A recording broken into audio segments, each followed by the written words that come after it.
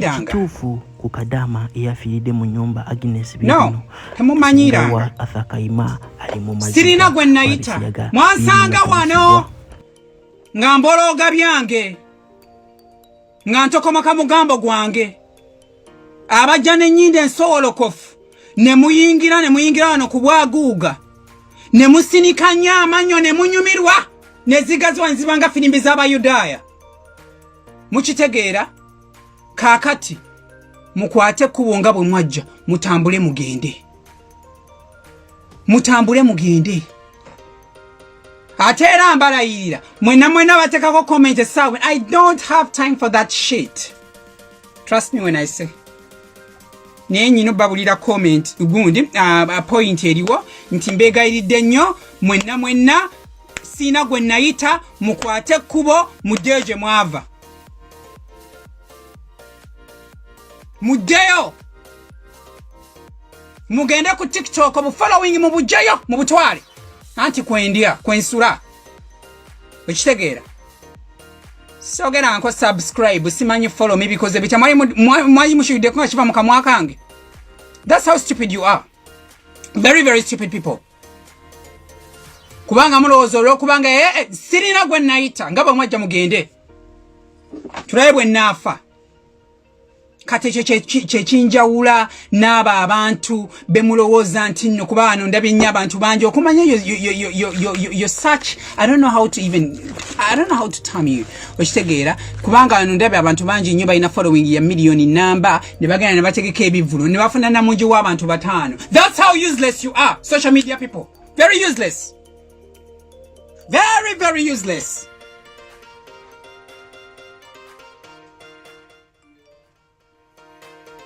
Very very very very very useless. That's how useless you are. Era njagala babulira mwena baloza mune following we mubu abantu bubatu very poor people, very very poor. Era bona abasiba anti babakola uchovala anti bagenda kakati luli bagenda de bagamba mbo abanonye mere ya lero ate no banakola YouTube video bagenda kujja mu sentemeka bagenda kujjayo ekinene nnyo omwezi. YouTube eyinza okuba wa yemitwalo ng'esatu n'ekitundu eze Ugandan shillings 35,000 okitegeera bakadipotize. They come up with stories and then they go around looking for random pictures on the internet, looking for random pictures on Google and everything, and then they come up with stories. Bakadipotize. And then you ask, what is the reason you're giving Raj Kaima bamudipotize? Ngabatunulangaz. Ngabatunulanga bya kubiddwamu enkuba. Okitegeera. Now, because, but I personally, Racho Volanti Nasirika, Nagama Antibambi, that's how they survive. If they create such gundi, Parachitales wano, Nezija Neziksagambe, Zomanyiza Nyine Chizibu Chimu. And that is the blessing. The blessing I don't need from you right now. You will either love me to the extreme. You will either love me to the extreme, which I don't need right now from you. All hate me to the extreme. Atana tuberawona bana abantu. Huwa abakwegomba nayenga choli chibaluma. Okitegeera kibaluma nayenga bakwegomba baagala obeerenga kayima nayenga choli kibaluma. Okitegeera kinga kati abantu abavayo ne banvuma nti no kayima era kasiyazi era bwe tunakakwata ke Kampala tugenda kocha omuliro bonna bakunkuma balinga amazi. Kakati njagala kubuuza okwate olw'okubanga kayima musiyazi omukumeko omuliro olwo munnange gwe ow'ekitalo w'ebbeeyi olekerawo okuwunyakamwa. Bwana jawano ku internet notiko okwasama era banange notunulira akavubuka ako akavuze nabagamba dda akavubuka kasiyazi mukwano nolekerya okunya kabole era akavubuka wetunakakwata ke Kampala because of it nolekera omuze gw'obwenzi gwoberako kuba nawulidde n'abenzi batandise dda okubulira abasiyazi. waliwo luno olukazi mbusimanyi na lugundi lugundi mbulweyita lukyala wa pasitomu mu kibuga Kampala obubbi w'abantu on the religious hypocrites of the highest order okitegeera lugundi lukazi lw'olusumba wano e Kampala oli mwenzi ku mwenzi kw'otudde. Second thing, oli kibba basajja. Kati njagala okulaba obwongo bwammwe butambulira okitegeera kubanga mulowooza nti omuntu bw'avaayo n'agamba ne mumujwe oyo musiyazi kyekibi ekikyasinza obubi ku nsi ya Mukama. Kyekibi ekisasinza obubi ku nsi ya Mukama. Mwerabidde abenzi, mwerabidde bakibba basajja, mwerabidde abalogo abadda ku baana bammwe ne babaloga ne basire wala ne babanga ebipemepeme okitegeera ne mwerabira abakwasi b'abaana ne mwerabira abasajja be mulekera abaana bammwe simanyi ba step dad n'abasajja be muzaddemu abaana ne batandika okutoga abaana bammwe okitegeera ebyo byonna bennakati temukyabiraba. Naye atajjukira abantu nga nze be mwakeera ku makya ne musimbako era kagwana kufa kagwana kikolimo kagwana ebibi byonna byonna eby'oku nsi sibakwatiranga ku baana bammwe sibakwanangako sikeerangako ku makya ne munsanga nga bankutte nti yazze ku baana b'abandi n'abakola bwati ne bwati obusajja bwammwe bakyala bammwe abalogo and everything bonna babikola abo temuboogerako.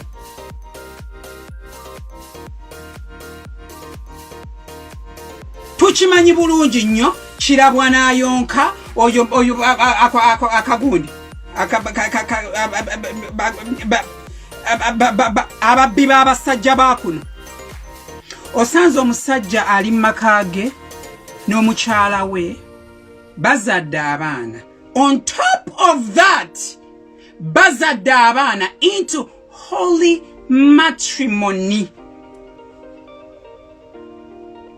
Holy matrimony.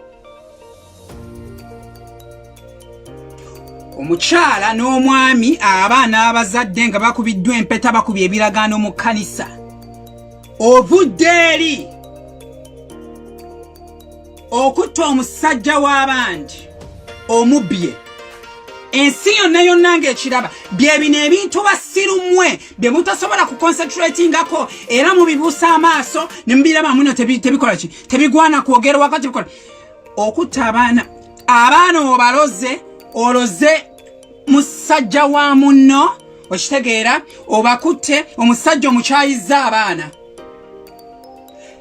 Kumanya bannange tuli mbodooli zennyini tuli nkodomali kibba basajja n'ayimirira ne mu church ku katuuti n'abuulira mukimanyi bulu ex mukyakaze ex bidongo mu luzungu oyinza muyita ex slut okitegeera n'ayimirira olw'okubanga ayagala okubika ekibi kye olw'okubanga ayagala okulaga ebintu nti abantu n'ensi nti ye ekibi kye kitono nnyo okitegeera n'adda ku jjuli mu kisaasira n'amuvuma obusiyazi.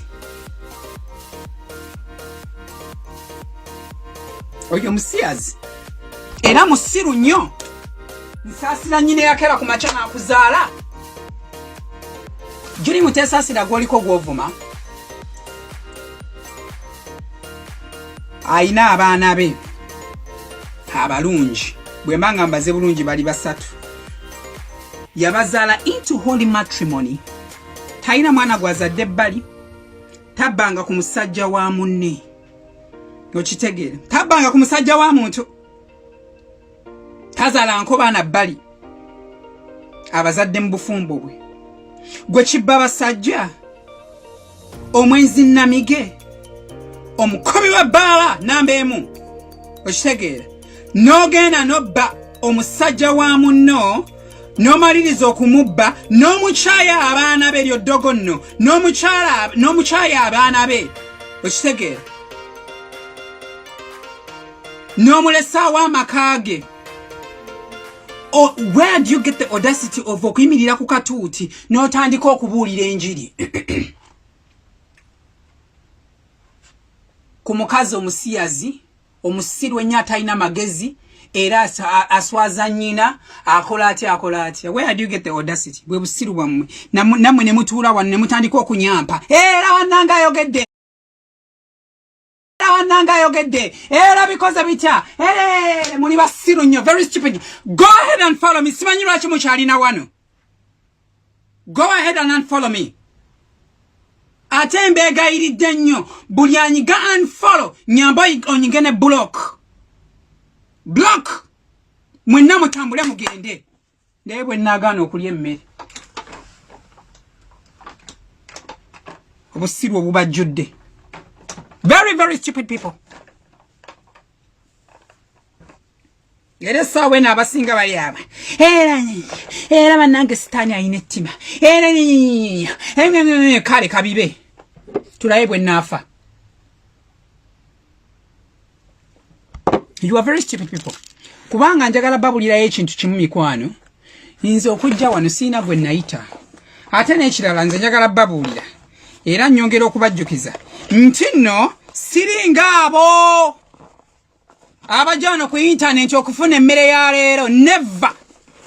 Abadde ne batandika okumwe mwetukirako agatala bakana akalina n'envi mu matoffaali akeeyiya bweyiza kudda kutama ku bantu bigambo beeyiya kudda okutandika kwasamira abantu buli kiseera konna kayina envi akasajja akakuze bakagambe kutandika kudda mu bantu kubagamba manyi baagala nnyo sympathy kutandika ku bantu nga bagamba ogundi obunege bwako bwakala tebukyazaala baana akasajja ako lwe mulikeerako macanga kafudde lwe mujja okutegeera abaana bekazadde ku Kampala kuno bekatalabirira. Sympathy.